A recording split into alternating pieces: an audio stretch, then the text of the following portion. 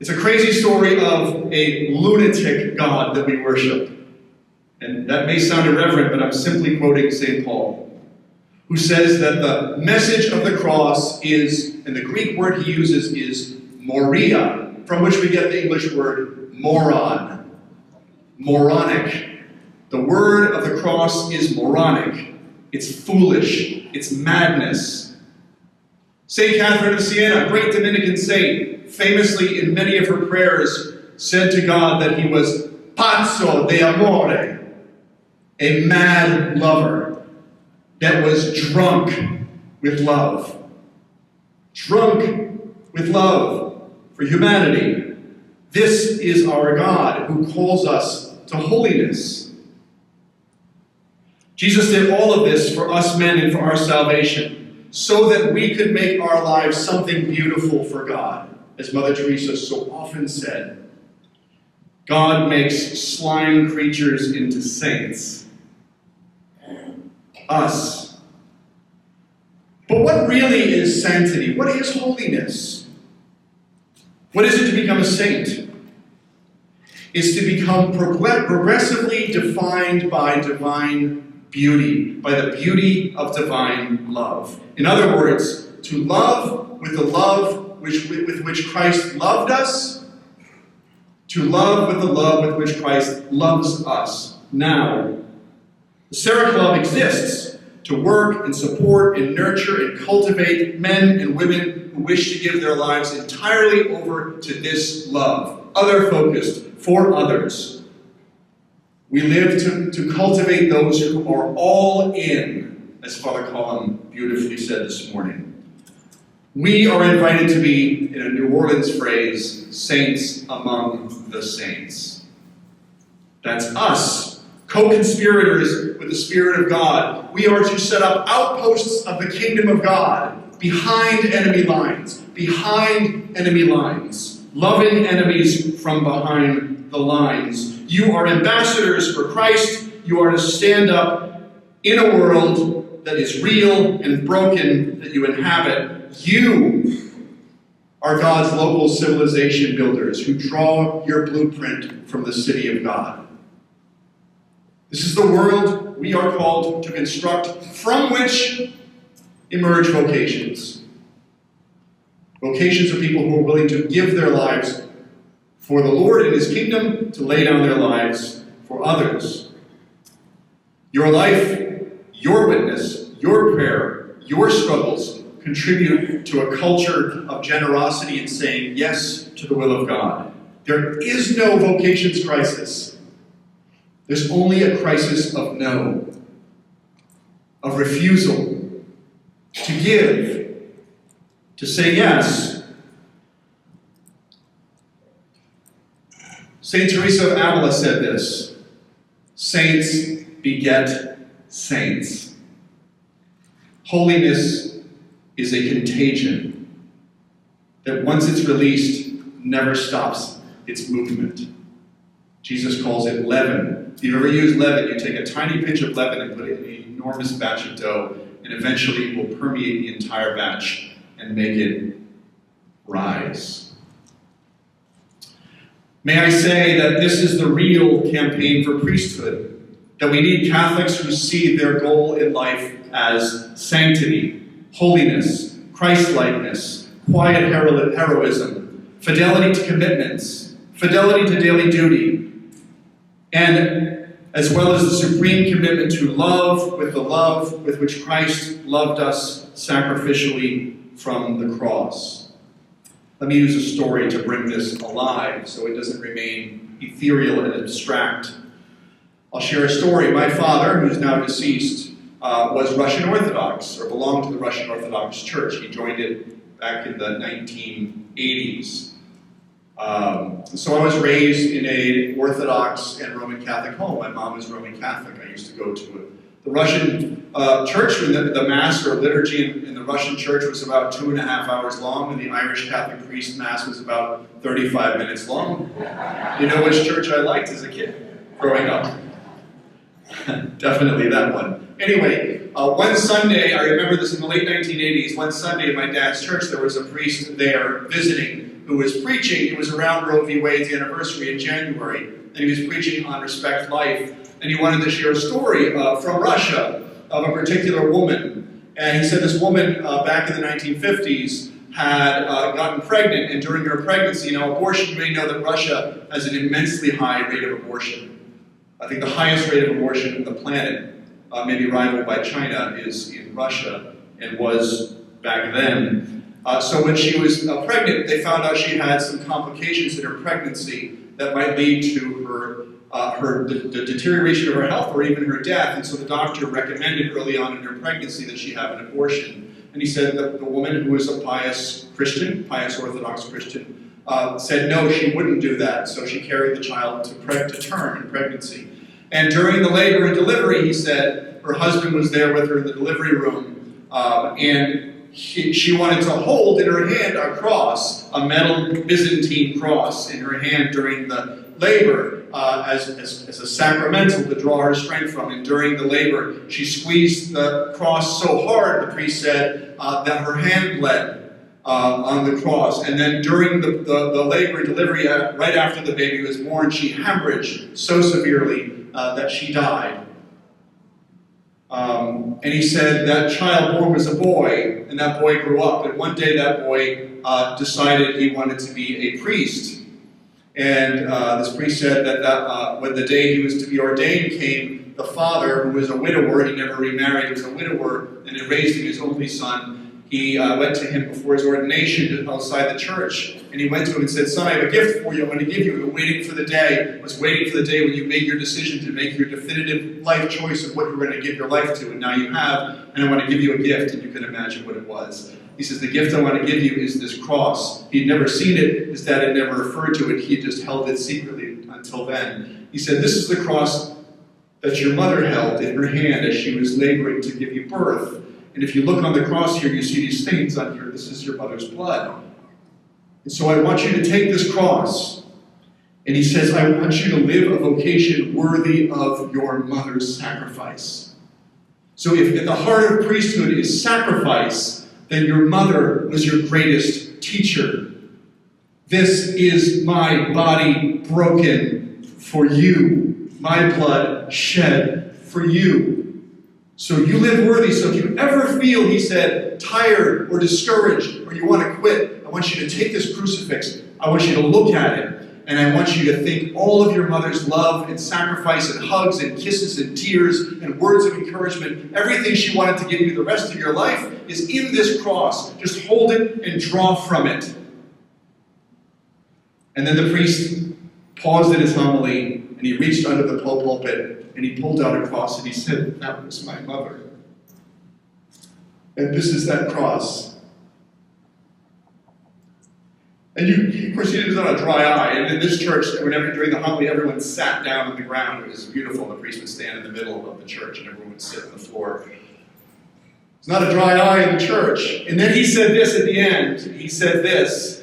He said, over the years as I reflected on this, I thought, this is exactly what the Eucharist is. At the Eucharist, Jesus took the bread and wine in his hands, and he compressed into it all his love, all his hugs, all his words of encouragement, all his strength, all his sacrifice, so that we can take that into ourselves when we feel discouraged and receive it and be empowered to move forward and live a life worthy of the Holy Eucharist, of the sacrifice made for us, that we ourselves might become what we receive.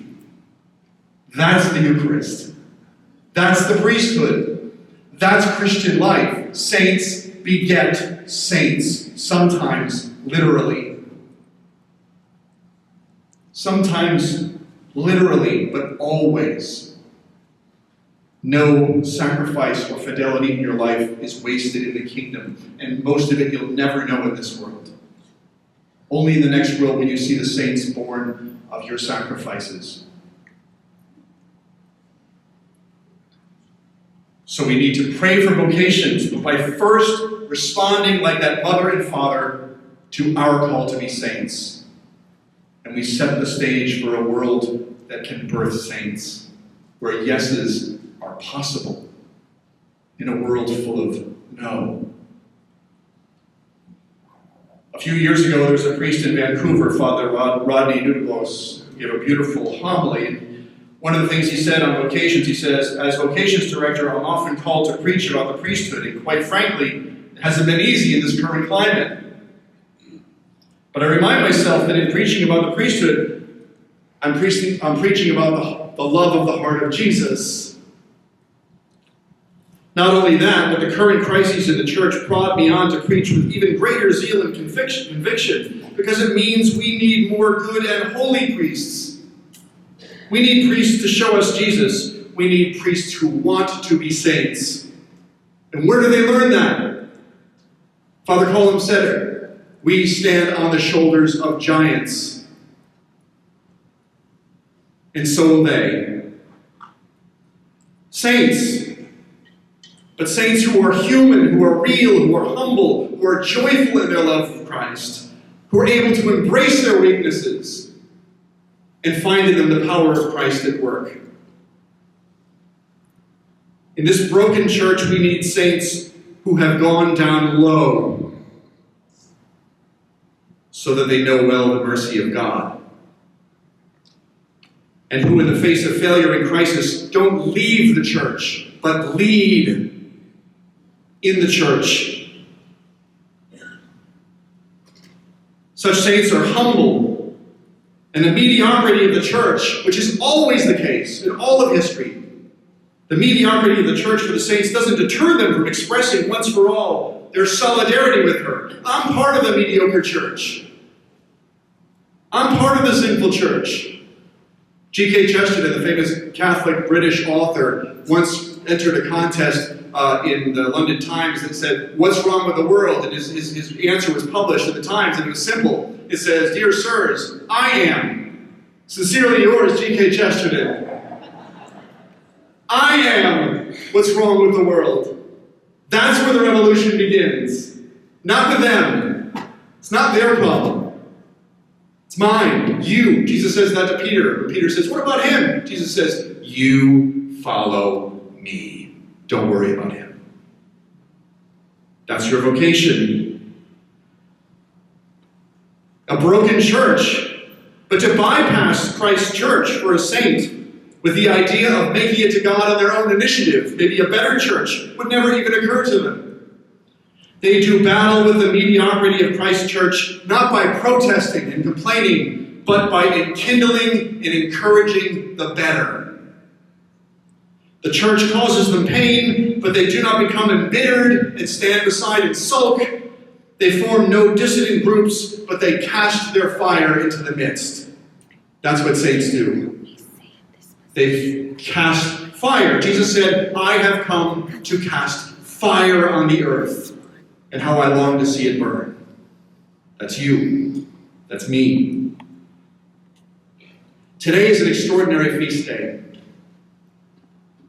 It's extraordinary that it came today.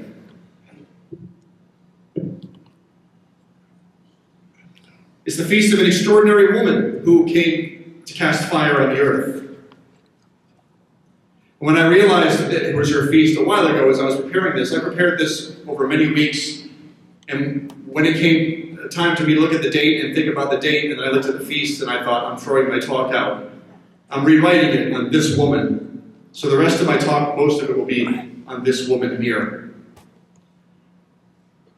Today is the feast of the German Jewish philosopher Edith Stein, who converted to Catholicism at the age of 31 in 1922, and subsequently entered the Carmelite order, becoming Sister Teresa Benedicta of the Cross. And now, canonized by St. John Paul II in 1998, she is Saint Teresa Benedicta of the Cross. Her journey of faith is fascinating. I highly recommend you read a biography of hers. Extraordinary, but I want to share a couple of stories. First one, 1917, 4 years before her baptism. She's still an agnostic at this point, but a curious agnostic. So she's in Frankfurt, Germany, and she's studying at the University of Frankfurt. She was got her doctorate in philosophy under Edmund Husserl, a very famous European phenomenologist, philosopher, brilliant woman.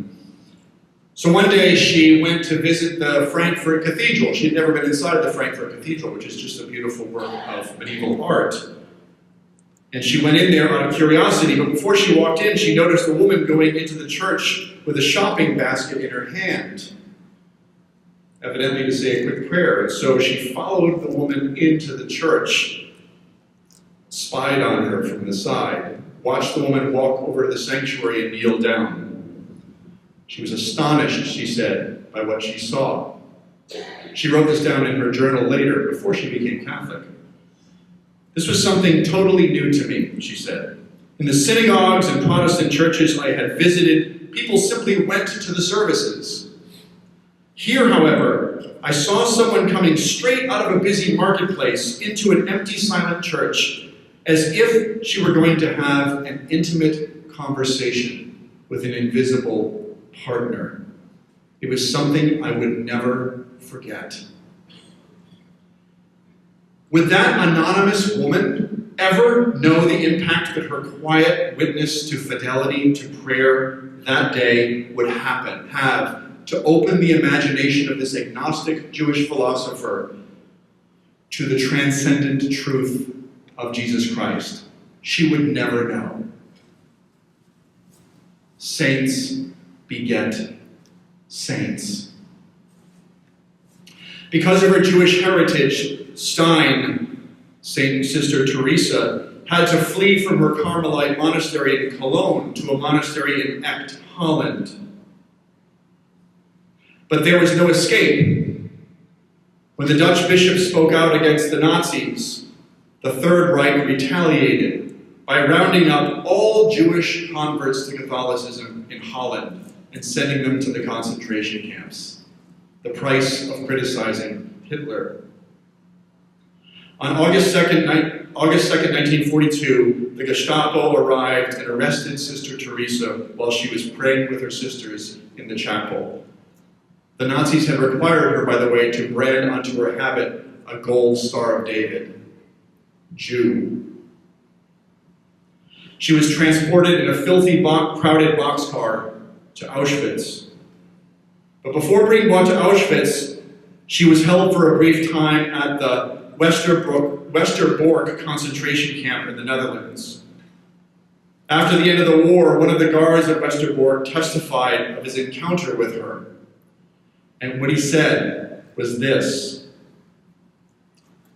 this sister was in the hell of Westerbork only a few days, walking among the prisoners, talking and praying like a saint. Yes, that's what she was. That's the impression which this 51-year-old woman gave. Though, on the other hand, she seemed almost like a child. She spoke in such a clear and humble way that anyone who listened to her was seized, fixed on her. A talk with her was like a visit to another world. In the hell of Westerbork, she prayed, "Hallowed be thy name."